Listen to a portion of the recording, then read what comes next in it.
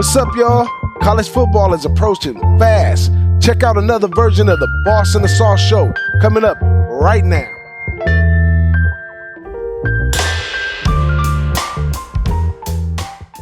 All right, here we go. We land on Kansas State right here. Now, first-year coach Chris Kilman, he plans on a smooth transition right here in 2019. Now, the offense does get back 6, including a healthy quarterback, Skylar Thompson. And also, they get an exciting transfer running back, James Gilbert. Now, the Wildcats defense has to be the core of this team this year to get them to the next level.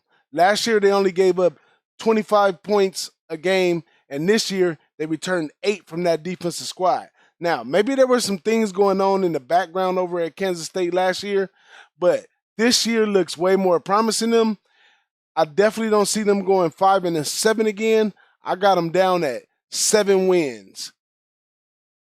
Yeah, well, listen, Bill Snyder was the face of K-State football for a lot of years. I mean, that guy basically put the program on the map.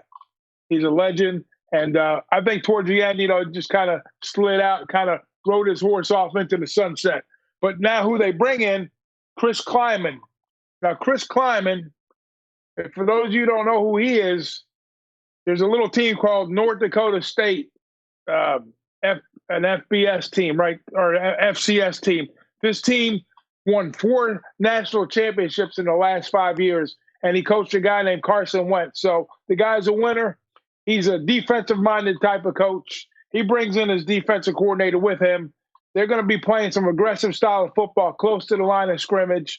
Now, you could take all the stats from last year and throw them out the window. Talent-wise, with the squad, with the teams, the players they have left, 8 on defense, like you said, a lot of seniors there. So I look for them to corral the troops and kind of improve upon that 5-7 record that they had last year.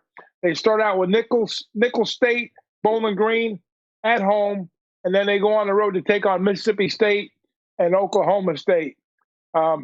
So I project them to maybe finish up pretty close to the 5-7, but maybe like 1 or 2 wins, maybe tops, maybe 6 wins, 7-win season.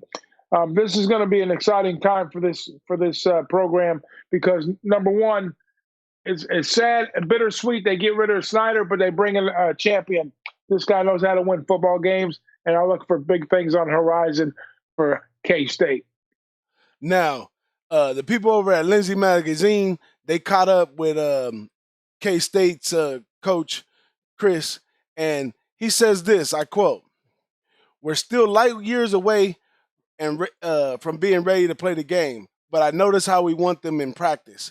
Guys were really buying into this, and this was right after spring practice. So he's saying they got a balanced group right here, excuse me, that's buying into the system a little bit, and that could make a successful thing right there. And 5-7 is really a low mark for a team that's willing to play defense.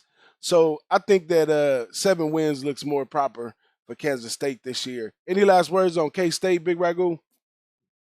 Yeah, like I said, they're going to probably put the pieces together on offense. I'm really curious to see how this defense kind of gels together with this style of play they're going to bring because the Big 12, it's kind of like it's an offensive jargon. I mean, we always talk about how they air it out in the Pac-12, but the Big 12, that there's a lot of high scoring offense, high flying offenses over there, a lot of air attacks. So with them playing close to the line of scrimmage, they're really going to put some pressure back on the corners and the safety. So we'll see how they adjust, when they go play Oklahoma State, Oklahoma, Texas Tech, Iowa State, those type of teams. We'll see those will be later games in the season for these guys, though. But after they'll have probably about 4 or 5 games under their belt. So I'm looking forward to watching this team play to see what kind of product they put on the field. That's right. Well, just to note that, most of these teams right here in the Big 12 are mostly all turf teams.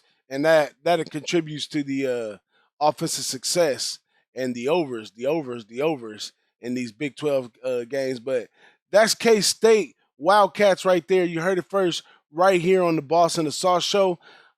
Who is up next?